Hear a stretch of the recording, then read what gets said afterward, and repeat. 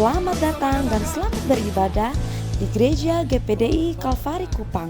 Mari sama-sama kita akan melihat pengumuman untuk jadwal ibadah sepekan. Oleh kuasa dan keala pihak kita siapa dapat melawan kita lebih dari pemenang, lebih dari pemenang, pemenang dalam segala perkara.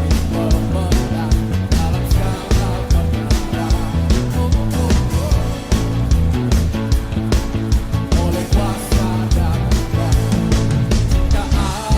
pihak kita siapa dapat melawan kita lebih dari pemenang. Haleluya, haleluya. Maka apa?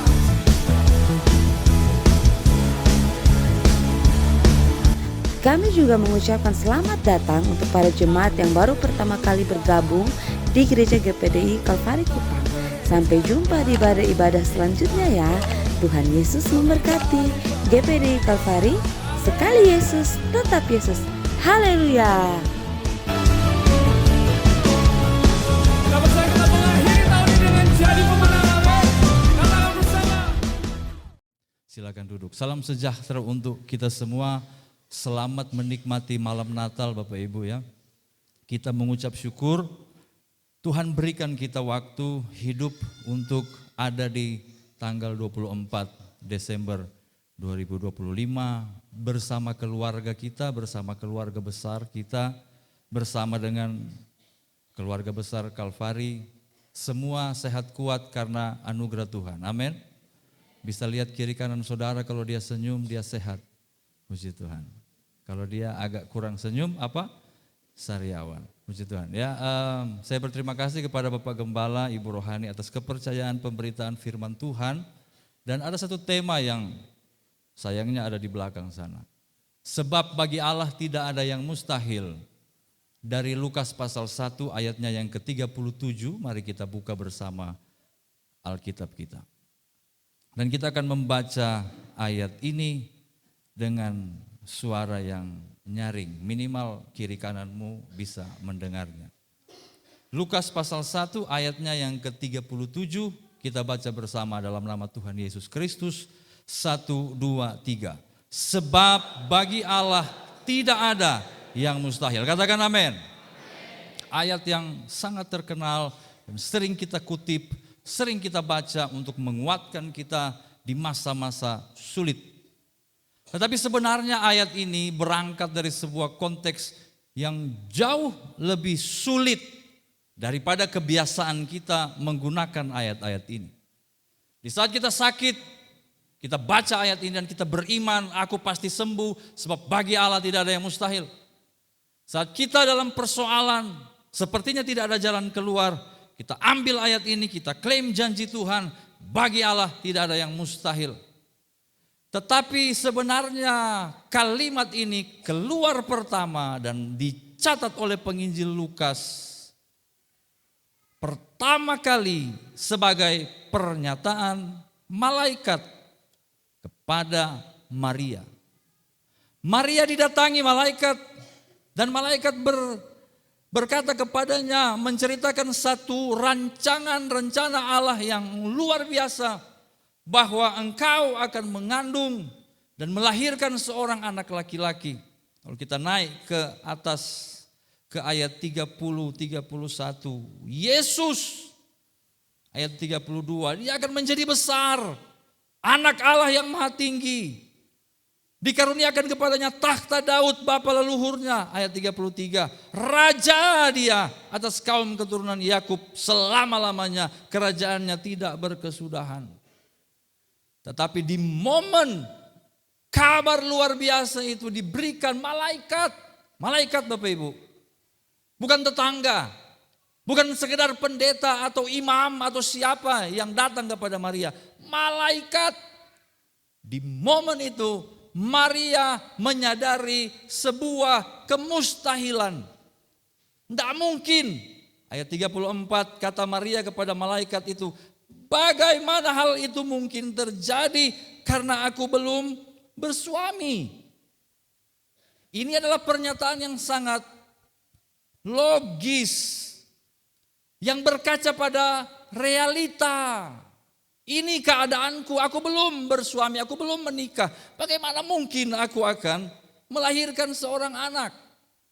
Dan dalam adat kebiasaan, bahkan hukum agama Yahudi, perzinahan yang terbukti akan dihukum dengan hukuman mati, dilempar batu sampai mati.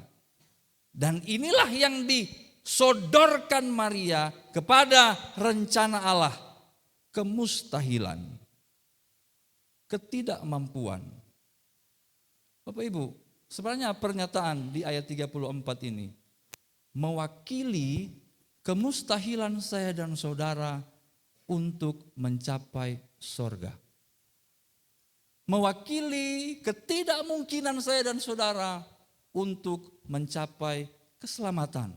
Dan segala berkat turunan dari keselamatan itu. Apa saja? Damai sejahtera, sukacita, kebenaran, kebahagiaan. Manusia terkungkung oleh hukum dosa sehingga tidak bisa tidak. Pasti berbuat dosa. Dan orang yang berbuat dosa, orang yang berdosa, hukumannya adalah maut. Sebab upah dosa ialah maut. Inilah kemustahilan kita. Karena itu Bapak Ibu Saudara yang diberkati Tuhan. Kabar Natal berangkat dari ketidakmampuan kita. Dan Bapak Ibu, kita harus secara rutin menyadari ini. Secara terus-menerus menyadari ketidakmampuan kemanusiaan kita. Sesehat apapun engkau, sekaya apapun engkau, setinggi apapun status sosial yang berhasil engkau capai. Di dalam dosa kita ini tidak ada harganya. Para pemazmur telah melukiskan ini dengan sangat tepat. Betapa manusia seperti rumput. Seperti bunga rumput, pagi dia berkembang, sore dia terkena panas sepanjang hari, sore dia layu. Betapa manusia ini seperti uap, ada, tapi dengan cepat tiada. Betapa manusia ini seperti debu, ringan, mudah tertiup ke sana kemari. Satu hari dia ada, pengerja datang, pengerja lap, hilanglah debu itu. Mama-mama lap, hilanglah debu itu. Itulah kita. Itulah dasar kemanusiaan dan kebanggaan kemanusiaan. Bahkan firman Allah mengatakan kesalehan manusia yang diupayakan tidak lebih berharga dari kain lapuk. Kenyataan ini akan membawa kita kepada dua hal penting Bapak Ibu. Yang pertama, dengan keterbatasan kita, kita akan membawa diri rendah hati di hadapan Allah yang maha tidak terbatas. Haleluya. Momen Natal adalah momen di mana kita sebenarnya harus kembali merendahkan diri, menyadari kelemahan, menyadari ketidakmampuan. Jadi kalau ada kepala-kepala yang mulai tak angkat, kas turun. Ada hati yang mulai congkak, kas turun. Ada perasaan-perasaan mampu, hebat, kasih turun di momen Natal. Katakan haleluya. Dia kiri kanan, kalau dia senyum dia mau kasih turun. Puji Tuhan. Kalau nyanda, ya dia urusan dengan Tuhan Allah. Kerendahan hati harus ada terus menerus. Kita pakai terus menerus. Supaya yang kedua, setelah kita rendah hati, maka kita akan mulai, dengar baik-baik prinsip ini, kita akan mulai bergantung kepada yang tidak terbatas itu. Kita akan mulai membuka diri untuk bergantung kepada yang terhebat itu. Kalau aku terbatas, dia maha tidak terbatas, maka hidupku bergantung padanya. Dan dialah yang berkata lewat malaikatnya, sebab bagi Allah tidak ada yang mustahil. Haleluya. Bapak Ibu, pribadi kedua dari Trinitas yang adalah Allah pribadi yang kedua, dengan segala kemuliaannya, mustahil untuk turun ke dunia, mustahil. Tetapi Filipi pasal 2 katakan segala kemuliaannya dia tanggalkan. Saya khotbah berapa waktu yang lalu di Tuafanu. Dan mungkin saya sudah sempat sharing di Bapak Ibu dalam khotbah-khotbah sebelum ini menjelang Natal. Bapak Ibu, kalau Yesus mau datang dengan kemuliaannya mudah saja. Dia tinggal turun di lapangan Polda. Ya tentu saja diawali dengan angin ribut sedikit ya. Kilat menyambar-nyambar. Dan dia turun. Jeng jeng jeng jeng jeng jeng dengan kemuliaan. Teng teng teng teng teng teng teng teng. Sampai di lapangan Polda turun atau mau di mana? Lebih besar di mana? Di GOR. Mana? Turun. Akulah Yesus. Raja di atas segala raja. Beta yakin saudara, sampai yang bukan agama Kristen sudah beta Kristen. Cepat-cepat itu. Karena dia sudah muncul. Tetapi Bapak Ibu Saudara, dalam keberadaan manusia, di dalam dosanya, jika dia turun di dalam kemuliaan, tidak ada satu manusia pun yang bisa mendekat. Tidak ada. Tidak boleh dan tidak mungkin. Karena keberdosaan kita akan menjadi penghalang kita dengan Allah. Dan kalau kita paksa pun, dalam perjanjian lama kitab Keluaran sudah melukiskan itu. Kita bisa mati musnah hancur. Kita dekat, kita terbakar oleh kemuliaannya. Karena itu Allah dalam kemuliaannya tidak pernah bisa didekati. Tetapi ketika malaikat itu berkata bagi Allah tidak ada yang mustahil. Yang dia maksud adalah Allah pribadi kedua Trinitas, Yesus Kristus namanya, menanggalkan kemuliaan. Itu yang sebenarnya mustahil. Dia tanggalkan kemuliaan, dia buka, dia lepas, dia lepas. Dan bentuknya adalah Lukas pasal 2 ayat 1. Kaisar Agustus mengeluarkan satu perintah menyuruh mendaftarkan semua orang di seluruh dunia. Ayat 3, pergilah semua orang mendaftarkan diri masing-masing di kotanya sendiri. Ayat 4, Yusuf pergi dari kota Nazaret jauh di Galilea ke Yudea, ke kota Daud bernama Bethlehem. Supaya didaftarkan bersama-sama dengan Maria, tunangannya. Tadi yang sudah dengar firman, yang sudah terima firman, Lukas 1 ayat 37, yang sedang mengandung. Ini tanggal 24 memang mesti baca ini barat. Bisa tahu dia ada jalan kaki kok. Naik keledai kok, naik onta, pokoknya begini. Yusuf, mas lama kok. Kita asumsikan Yusuf adalah suami yang baik.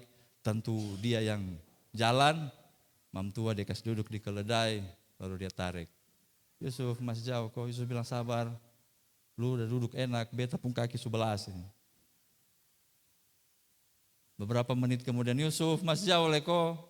Kali ini keledai yang ngomong. Beta yang berat tante. Tante hamil juga beta ada pikul nih. Dia menjadi janin, dia menjadi bayi. Dan ayat 6, ketika mereka di situ, tibalah waktunya bagi Maria untuk bersalin. Susan bisa tahan lah Yusuf ini bukaan ke. Biasa bukaan ke berapa? Berapa? 10. Ada bidan sini, ada dokter. 8. Ini air ketuban pica nih. Nah cari hotel penuh, mau ke mana? Ada itu rumah di situ. Orang di rumah bilang, nah ini full nih. Sama orang udah pulang kampung, walaupun tiket mahal. Sempat cek tiket Jakarta Kupang, bukan cuma mahal, hilang. Hilang.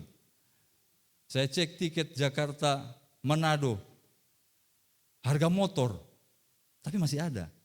Tapi Kupang hilang memang. Harus saya ketemu kawan. Saya bilang, kenapa lu kelihatan sonde segar? Ini kawan ini atlet. Kenapa lu kelihatan sonde segar? Karena aku tiap malam kumpul dengan kawan. Dong semua ada pulang nah. Oh jadi begitu? Oh, pokoknya kalau dong pulang berarti oh iya lancar. Oh. Kalau di sini tidak ada, haleluya. Tidak ada yang mengaku, amin. Kok 1 tahun 1 kali, ini pas ada pulang Natal ini. Penuh rumah. Tapi tuan rumah bilang, sabar. Ada 1 ruangan di belakang. Steril. Saya selalu omong ini supaya jangan kita menghakimi Yusuf dan Maria sebagai orang tua yang tidak bertanggung jawab. Masa dia melahirkan di kandang.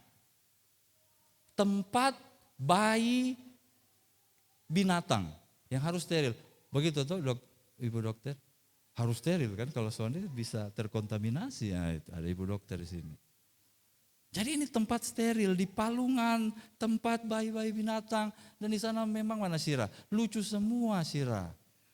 Ada bayi domba, mbe. Ada bayi kambing, mbing. Semua yang lucu-lucu ada di situ. Jadi kalau ada gambaran kandang dan lucu-lucu itu betul. Ini darurat saya, ketong son ada tempat leh. Di sini sudah. Dan disitulah. Di tempat yang sangat sederhana. Bukan istana megah, bukan rumah sakit mewah, tetapi tempat darurat karena tidak ada tempat lagi untuk dia. Tetapi firman Tuhan mencatat ayat 7 Lukas pasal 2, dan ia melahirkan seorang anak laki-laki, anaknya yang sulung. Dibungkusnya dengan lampin dan dibaringkannya di dalam palungan karena tidak ada tempat bagi mereka di rumah penginapan. Lalu datanglah para gembala ayat 8 yang mendapat undangan langsung dari Tuhan, dan di sanalah kita temui janji perkataan malaikat. Lukas 1 ayat 37 menjadi kenyataan. Kita yang tidak layak sekarang diberikan kelayakan lewat Kristus yang datang. Tidak ada yang mustahil bagi Allah kita. Tepuk tangan bagi Tuhan Yesus. Tidak ada yang mustahil. Dia lucuti, dia tanggalkan semua kemuliaannya menjadi baik. Saya ulangi ilustrasi ini Bapak Ibu. Sudah minggu lalu mungkin atau 2 minggu lalu saya sampaikan, tidak ada yang bisa menolak, tidak ada manusia normal, saya ulang, tidak ada manusia normal yang bisa menolak penerimaan seorang bayi. Amin. Itu ada bayi-bayi di belakang. Coba. Orang jadi aneh kalau ketemu bayi. Begitu dia,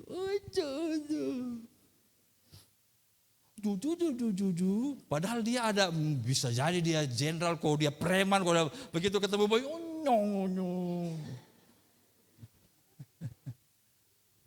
mau ulang yang lupa diri. Banyak yang lupa diri, orang tua, tak punya anak ini, tak punya anak, tak dia punya papa, lu toh, dia lupa diri karena bayi. Menunjukkan bahwa untuk menyikapi kemustahilan kita selamat, Kristus datang dalam bentuk yang tidak bisa ditolak. Katakan amin. Dia datang dalam bentuk yang tidak bisa ditolak. Karena itu kalau masih ada yang menolak, Kristus keterlaluan. Sudahkah kita menerima Kristus sebagai Tuhan dan Juru Selamat? Haleluya. Bukan cuma sekedar ritual karena tuntutan keberagamaan kita, bukan. Tapi secara pribadi menerima Kristus, mendekati Kristus dan menyatakan bahwa Dia adalah Tuhan dan Juru Selamatku pribadi. Sudah. Yang sudah angkat tangan. Puji Tuhan, tepuk tangan buat Tuhan, puji Tuhan. Kalau belum, keterlaluan Anda. Keterlaluan kita.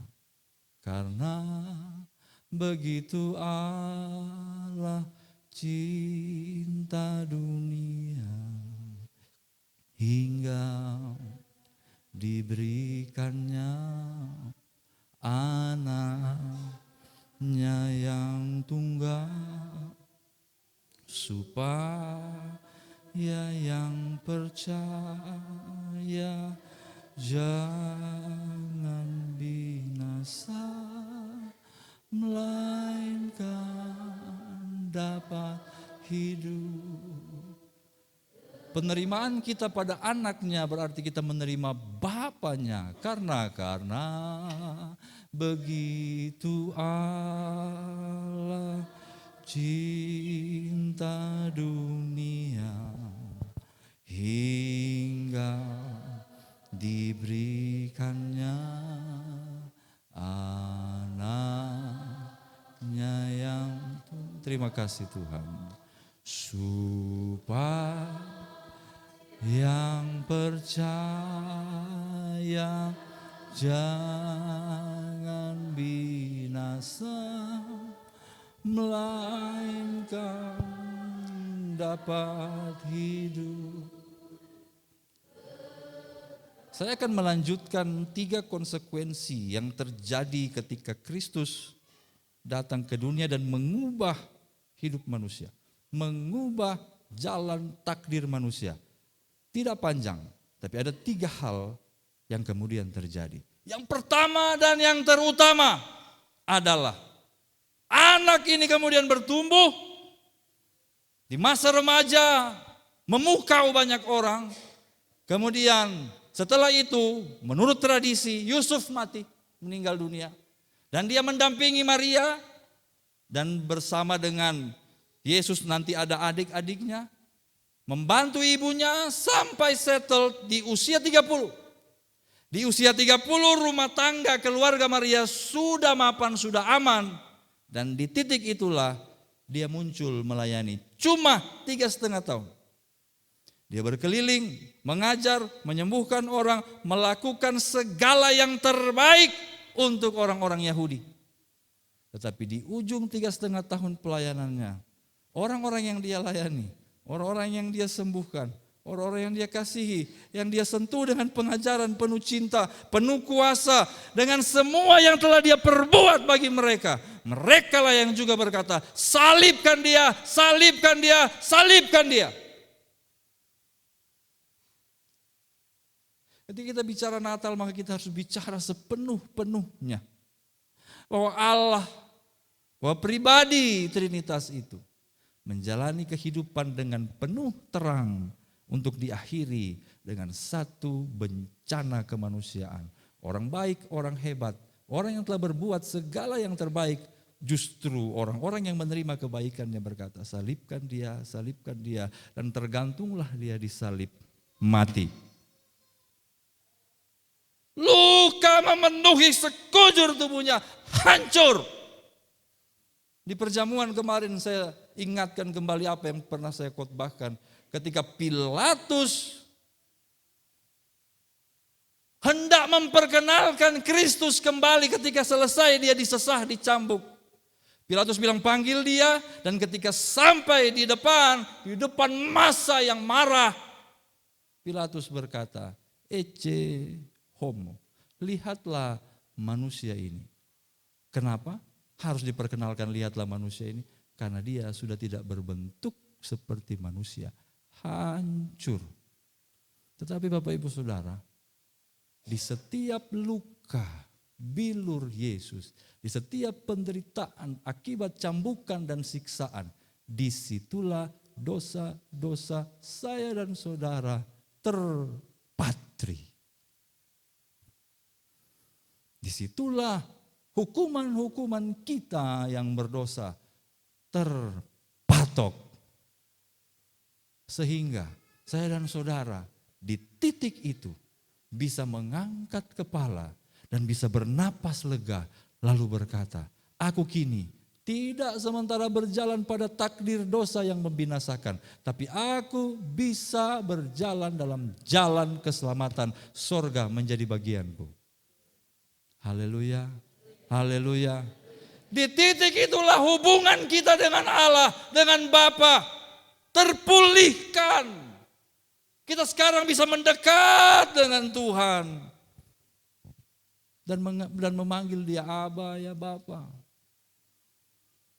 Aba Bapa, Aba Bapa. Kau segalanya bagi. Kalau sebelumnya kita ada di dalam takdir dosa, natur dosa, pasti berbuat dosa. Setelah Kristus mati buat saya dan saudara, itu semua hilang lenyap. Saudara ada amin. Kita hidup berkemenangan. Yang tadi saya bilang kita tidak bisa bahagia, tidak bisa sukacita, tidak bisa selamat, tidak bisa sejahtera. Kini semua itu diubah oleh pengorbanan Kristus. Saya dan saudara bisa. Amin. ada di sini yang dalam masa raya Natal ini berbahagia? Haleluya, oh puji Tuhan. Karena apa? Sudah beli baju baru? Puji Tuhan. Tidak apa-apa tuh kalau mau beli baju. Beta ke meja baru, saudara.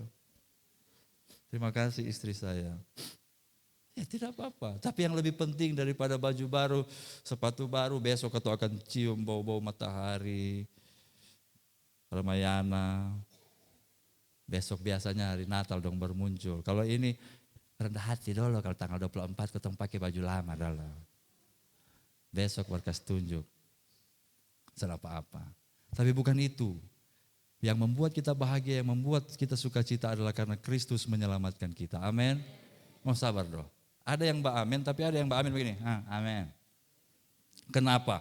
Mungkin karena dia merasa belum menikmati itu. Beta masih jatuh bangun ini. Beta belum 100%. Ini sejahtera masih datang dan pergi. Mana itu bilang Tuhan Yesus bayar semua lunas di salib. Tidak ada yang mustahil bagi Allah. Nah ini yang kedua saudara. Kalau tadi perdamaian, akibatnya adalah perdamaian kita dengan Allah. Yang kedua dengan baik-baik. Kita harus berdamai dengan diri sendiri. Kau bilang haleluya dulu. Katakan amin. Harus damai dulu dengan diri. Seringkali kita bisa jatuh bangun di dalam dosa karena kita belum terima diri kita apa adanya. Belum menerima bahwa kita ini sudah ditebus. Kita masih berkutat, masih bergumul, masih berbingung ria dengan segala macam godaan dosa. Tapi Bapak Ibu Saudara yang diberkati Tuhan, mari kita melangkah dengan iman. Aku sudah ditebus, tidak ada yang mustahil bagi Allah. Karena itu aku sudah damai, aku sudah sukacita. Amin. Terakhir, jangan berhenti pada diri sendiri. Jangan berhenti pada diri sendiri. Ada satu ayat yang sangat luar biasa di Injil Matius, saudara. Di mana-mana kita baca, bahkan di Injil Yohanes dikatakan bahwa Yesus adalah terang dunia. Yesus adalah terang dunia. Tetapi kita temukan di Matius pasal 5 pernyataan yang sangat luar biasa. Ketika dia bilang begini, kamu adalah terang dunia. Artinya ketika Kristus menebus saya dan saudara, memindahkan kita dari takdir kebinasaan kepada tujuan keselamatan, kita lalu berdamai dengan diri kita dan kita terima bahwa kita sudah diselamatkan. Wujudnya adalah kita bisa menjadi saksi kebaikan Tuhan kepada orang lain. Ini berat kalau amin di sini, saudara. Haleluya. Ya. Tapi kemudian kita teringat, aduh Tuhan sebelum ibadah ini beta baru kata-kata bepulakin. Kalau dia ada dengar itu pendeta omong. Saudara, kalau yang pertama tadi, pemberesan penebusan itu kerja Tuhan. Kalau yang kedua tadi, pemberesan dengan diri itu hubungan kita dengan Tuhan. Tetapi yang ketiga ini harus kita hasilkan. Harus kita buahkan. Haleluya. Harus kita hasilkan dari dalam diri kita. Karena firman Tuhan berkata, benih dilihat dari buah. Pohon terlihat dari buahnya. Jika buahnya bagus, baguslah pohon itu. Bapak Ibu yang diberkati Tuhan, inilah renungan Natal yang memang sekitar 1 bulan lebih saya renungkan secara pribadi. Mari kita sama-sama bersyukur untuk karya Tuhan yang luar biasa. Dia lakukan yang mustahil bagi kita, tetapi tidak ada yang mustahil bagi Allah. Dia selamatkan kita. Sekarang yang perlu kita lakukan adalah hidup di dalam Dia. Menikmati, menerima keselamatan itu. Lalu setelah itu kita menghasilkan buah yang terbaik. Dan kiranya Natal 2025 mendatangkan makna yang spesial bagi saya dan saudara.